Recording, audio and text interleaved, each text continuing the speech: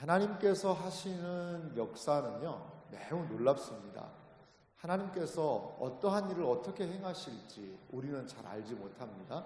하지만요, 하나님께서 역사를 행하시면 거기에서 놀라운 일들이 나타나는 것을 볼 수가 있습니다.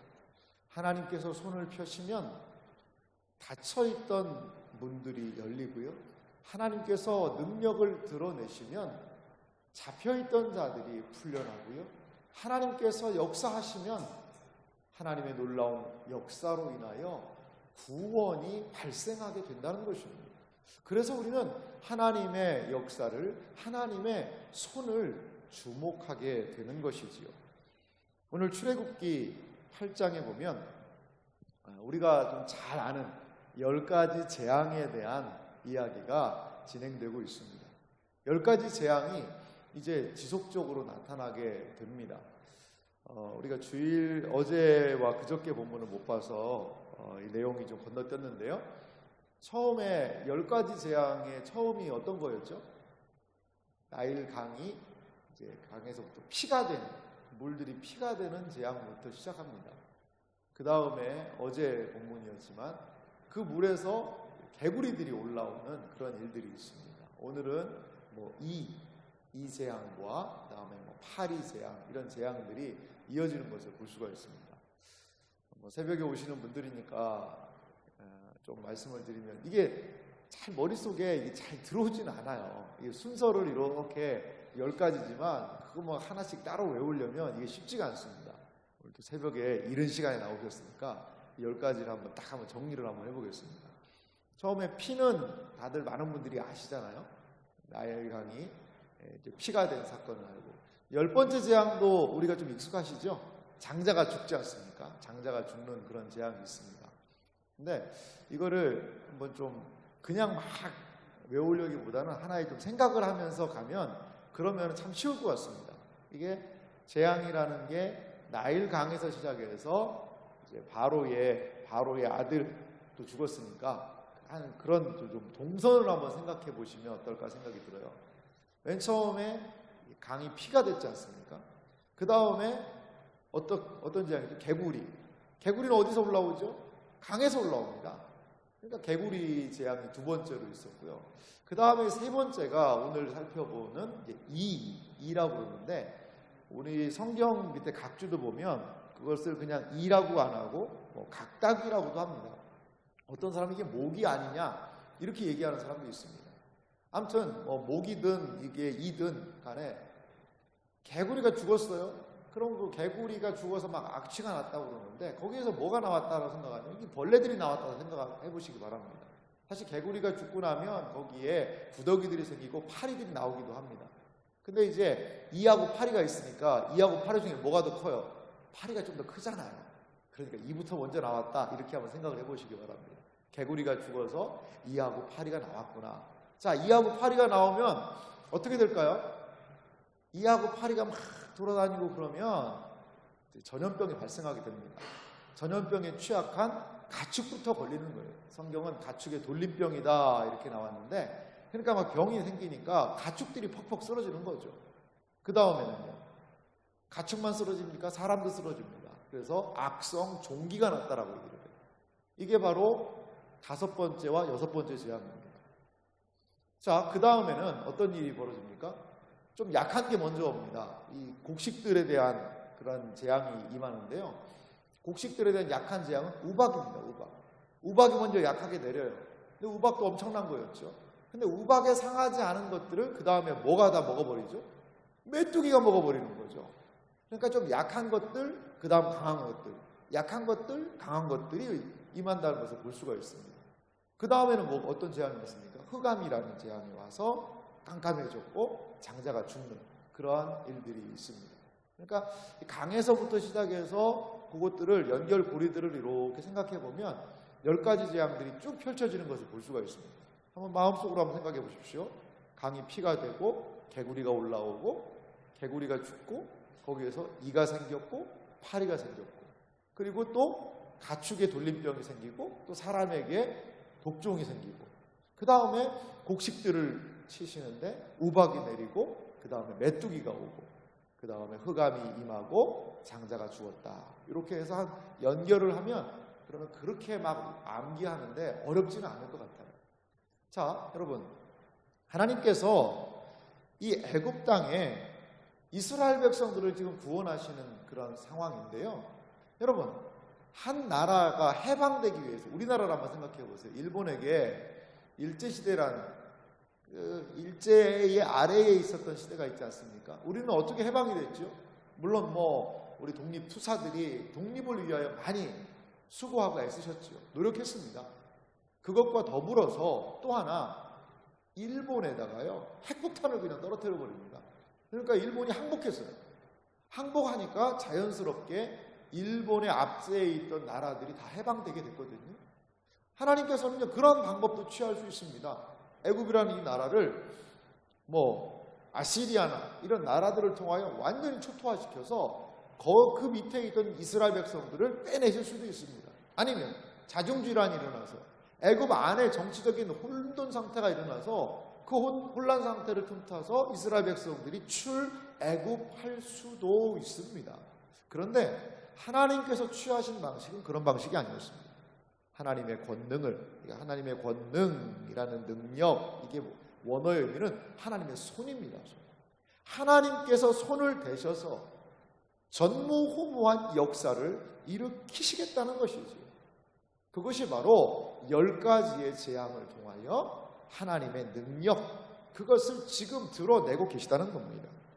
오늘 본문에 2가지, 세 번째 재앙인 이 티끌이 이가 되는 그러한 재앙이 있습니다. 16절에 보면 땅에 티끌을 치라, 이런 말씀이 있어요. 이 티끌이라는 것은 먼지죠. 먼지, 흙입니다. 그 흙을 탁 쳐가지고 거기에서부터 이가 발생했다. 그런데 19절 말씀 보십시오.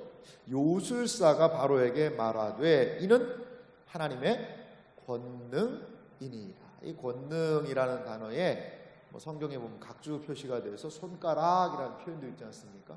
하나님의 손이 이것을 행했다는 거죠. 하지만 바로의 마음이 완악하게 되어서 그들의 말을 듣지 아니하였으니 여호와의 말씀과 같더라. 하지만 그러한 이 바로가 애굽의 요술사들도 피나 개구리나 이런 부분들은 비슷하게 자기들이 어떻게 속임으로 했어요. 이거 못하겠다는 거죠. 이건 하나님이 하신 겁니다라고 이야기를 하더라도 바로의 마음이 완악해져서요. 딱딱해진 거죠. 움직이지를 않습니다. 하나님이 하시는 것을 봐도 움직이지 않는 바로의 모습을 볼 수가 있습니다. 그러자 하나님께서는 네 번째 재앙인 땅에 파리가 가득하게 하시는 그러한 재앙을 그들에게 내립니다. 아마도 20절 말씀에 보면 바로가 강변을 산책을 하고 있었는지 지나가는데 그가 무르익는 곳으로 나오리니 그에게 이르기를 하면서 모세에게 말씀을 하시죠. 하나님께서 내 백성을 보내라. 그러면 그들이 나를 섬길 것입니다. 21절 말씀을 보면요, 내가 만일 내 백성을 보내지 아니하면 내가 너와 내 신하와 내 백성과 내 집들에 파리떼를 보내리니 애굽 사람들의 집집에 파리떼가 가득할 것이며 그들이 사는 땅에도 그러하리라. 우리가 네 번째 재앙이 파리인데요. 파리 정도가 얼마나 그게 재앙에 속하나 이렇게 생각을 하실 수도 있습니다.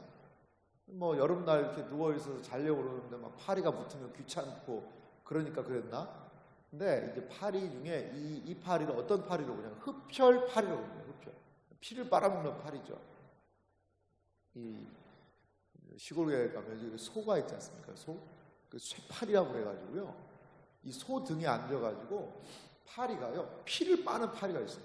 파리채로 탁 해서 잡아보면요, 막 피가 터집니다. 모기만 그런 게 아니에요. 애들이 그냥 막 몇 감고 그러면 그 애들 등짝에도 붙어가지고 그 파리가 무섭더라고요. 막 피를 빨아먹습니다. 또 얼마나 따가운지 몰라요. 파리인데 따가워요. 아마도 그 사람들에게 고통스러웠겠지 않습니까? 24절의 말씀 보면 마지막에 이렇게 얘기해요. 파리로 말미암아 그 땅이 황폐하였더라. 여러분, 파리로 황폐했다. 이거 어떻게 되는, 파리가 뭐 땅을 막 그냥 다 오염시키고 어떻게 했을까요? 그것이 아니고 인간과 가축들에게 이 파리가 붙으니까 살 수가 없는 겁니다. 만약에 이게 흡혈 파리였다면 막 피를 빨아먹고 하니까 뭐 도저히 생활이 안 되는 거예요. 시커멓게 파리떼가 몰려와가지고 사람에게 붙어가지고 있다고 생각해 보십시오. 생각만 해도 끔찍합니다. 그런데요, 이렇게 재앙이 내리는 와중에도 22절 말씀 보면 그날에 나는 내 백성이 거주하는 고센 땅을 구별하여 그곳에는 파리가 없게 하리니 이로 말미암아 이 땅에서 내가 여호와인 줄을 내가 알게 될 것이라. 하나님께서 이스라엘 백성들이 사시는 고센 땅을 이 네 번째 재앙부터 구별하시기 시작해요. 피, 개구리, 이 세 가지는 그러한 고센 땅이 구별하지 않았습니다. 그런데 이 파리 재앙부터, 네 번째 재앙부터 고센 땅을 따로 구별하신다는 거죠. 아마도 그쪽까지 다 했으면 이건 자연현상이다.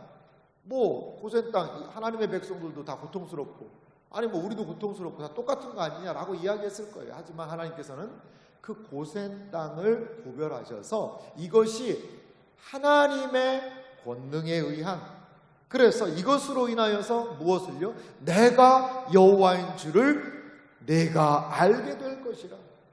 바로와 애굽의 모든 사람들이 아하, 이것은 하나님이 하시는 거구나. 하나님의 백성들을 보호하시고 하나님의 백성들을 따로 구분하시는구나, 구별하시는구나. 그것을 통하여 하나님을 인정할 수밖에 없을 것이다 라고 이야기를 하십니다.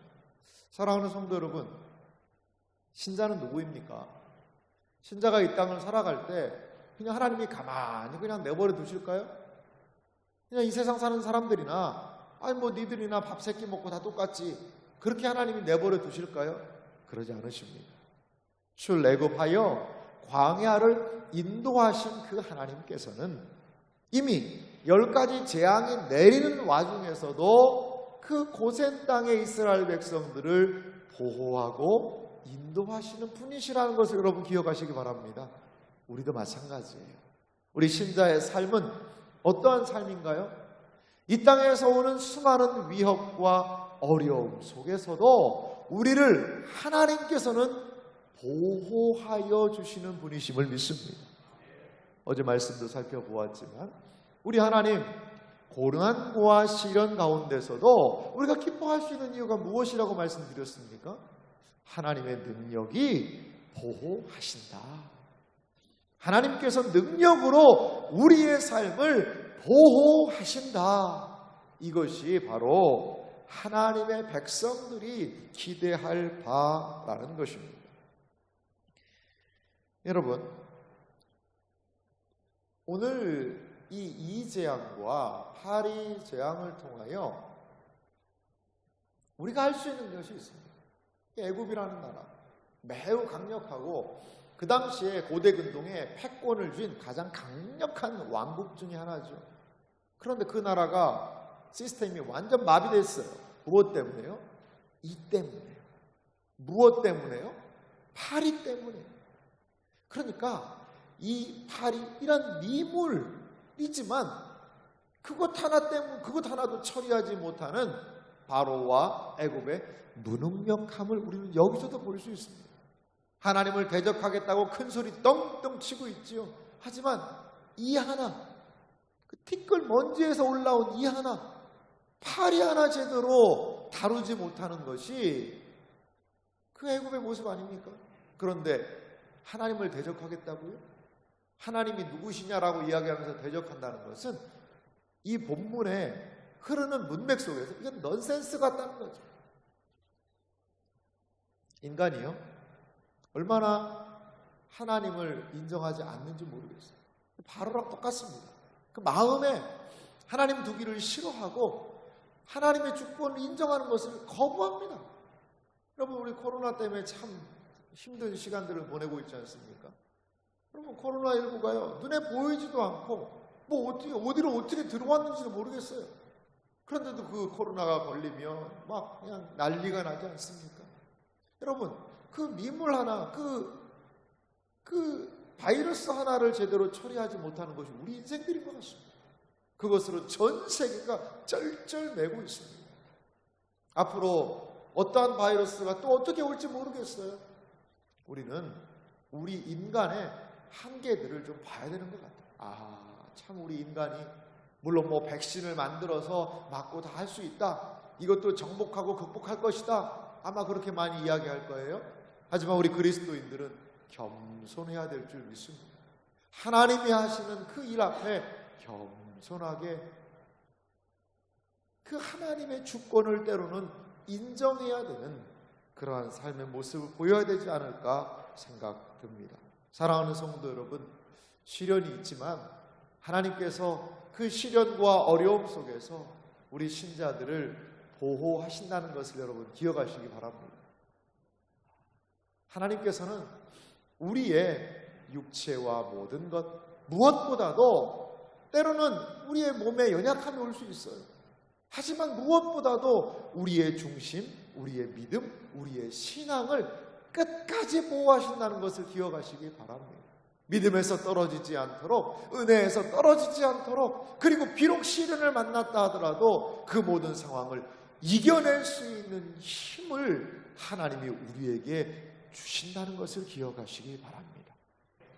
재앙과 심판 가운데서도 하나님의 백성들을 보호하셨듯이 구원의 여정 가운데 우리의 생애와 삶을 이끄시고 보호하시는 그 하나님의 손을 기억하며 나아가시는 복된 생애와 삶이 되시기를 주님의 이름으로 축원합니다.